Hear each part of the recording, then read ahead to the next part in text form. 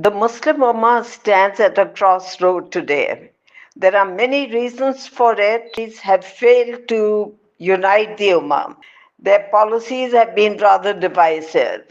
And the second reason is that our adversaries, and there are many states, many groups whom I categorize as adversaries, they are taking full advantage of it. This was the background. Now let me come to the main subject. Several years back, RAND Corporation, which is a think tank of United States, it's located in California, and they were given a study by the US government.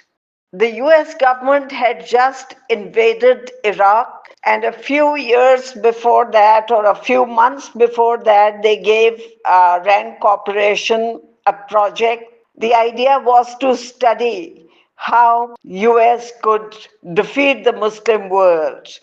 They had attacked Iraq and they were planning to attack many other Muslim countries. So the idea was to see how US could defeat the Muslim world in these battles, wars. And I visited this place. There was a program called International Visitors Program launched by the US. They used to take university professors to various research centers and universities. I found myself in RAND Corporation. It was an interesting trip. I wanted to know what work they are doing and how it's related to the rest of the world. I did some, I looked around and I saw what studies were being done. And whenever I wanted the results of those studies, research reports, I was told that it was confidential work. And that was rather surprising for me. All their work was confidential. Then in December 2003, a report was published by Dawn. It was a two-column news, not very big, but it was on page one. It was December 2003. Now, I don't remember the exact date, but I think it was 24th December 2003.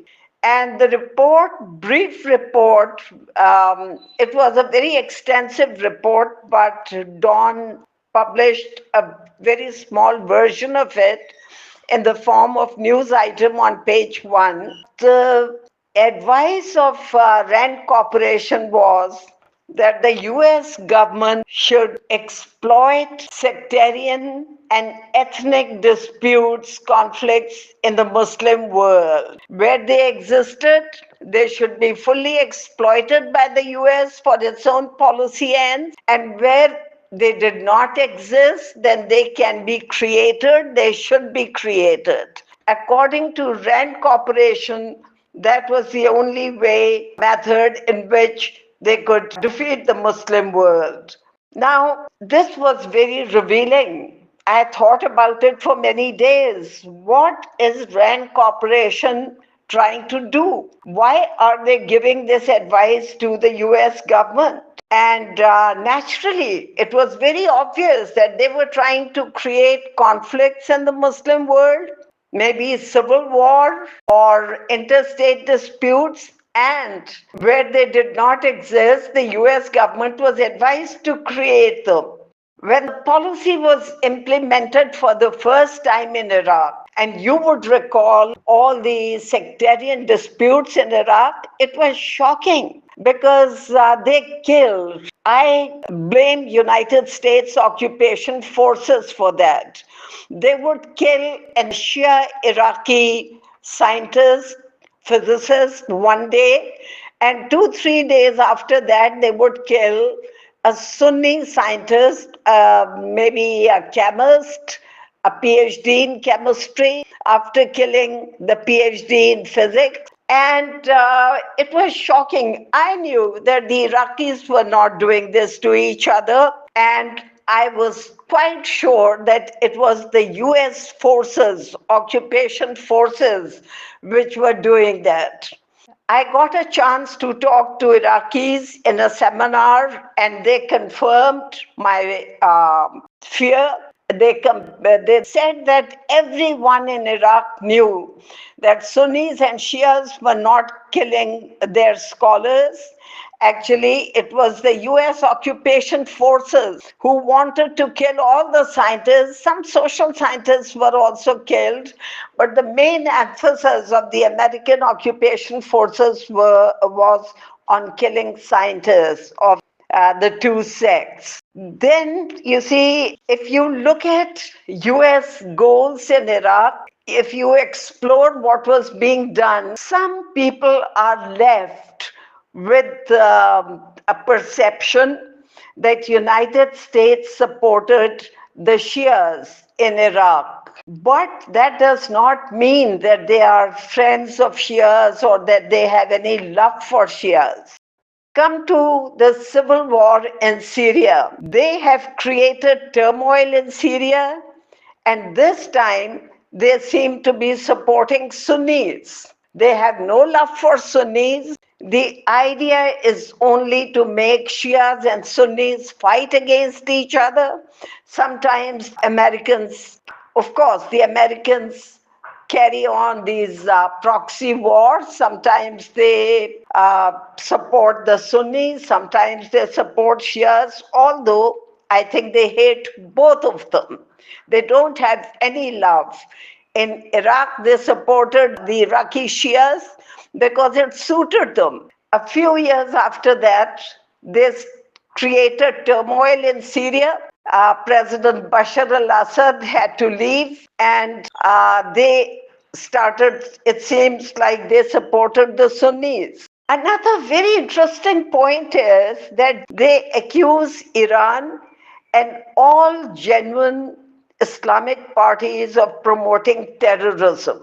Now, this is a very serious charge because this allows the Americans to interfere in the internal affairs of these countries, these societies. So, after accusing Iran of promoting terrorism and after accusing all the genuine Islamic parties and movements of supporting terrorism, this creates the impression that the US is opposing all Muslim political movements and parties. But there is a very strange side to this whole thing. They have created ISIS. And you know, ISIS is supposed to be a hardline Islamic organization. They created that.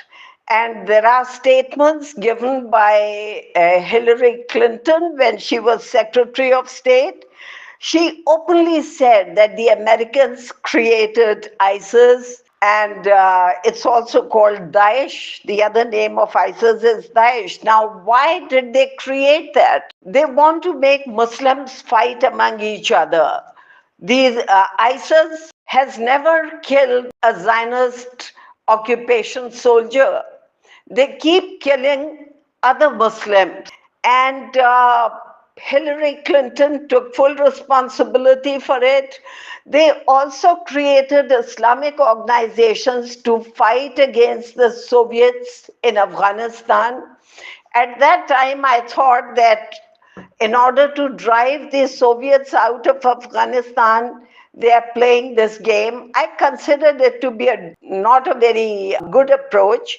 But later on, I realized that the country that is dead against Islam and Islamic political parties, how could they support an Islamic movement against Soviet Union? Because their main objective was to drive the Soviets out of Afghanistan. Did they not think about the long-term consequences of this policy? Now, the Islamic groups created by the US don't follow Islam.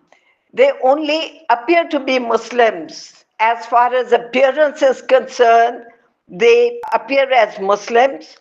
But as I said, they've never killed a Zionist soldier. They've never killed an American occupation soldier. They keep killing other Muslims. And these groups follow the policy given to them by the US. This is what they are doing in Syria now. This is what they did in Iraq before that. And I think these groups bring bad name to Islam because they kill 13-year-olds, 14-year-olds. They just behead them. This is not real Islam. Islam does not teach us to kill children. But these groups have done it, and they have done it quite openly. My final advice is that we should not allow any adversary or enemy of Muslims to harm us through our own hands. If Shias and Sunnis are made to kill each other, both will become weaker. CIA has no love for Sunnis, it has no love for Shias. Actually, they hate all of us. And as far as Rand Corporation's initial study is concerned, I went to internet and I tried to locate that study and I tried to download a copy of that, but all traces of that have been removed.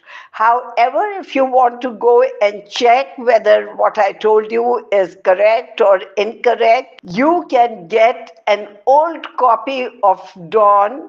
They have old copies in many libraries. I used to consult old copies of Dawn in PIIA library, Pakistan Institute of International Affairs library. I'm sure they still have a copy of this period, and you can confirm whether my report is correct or incorrect. There are many other libraries. I'm sure that a person who really wants to confirm a news can do so. Right now, I can only tell you the month and the year of this, publication of this news. And the date which I'm giving you is tentative, 24th December. It can be confirmed. You might have to put an hour or two to locate this.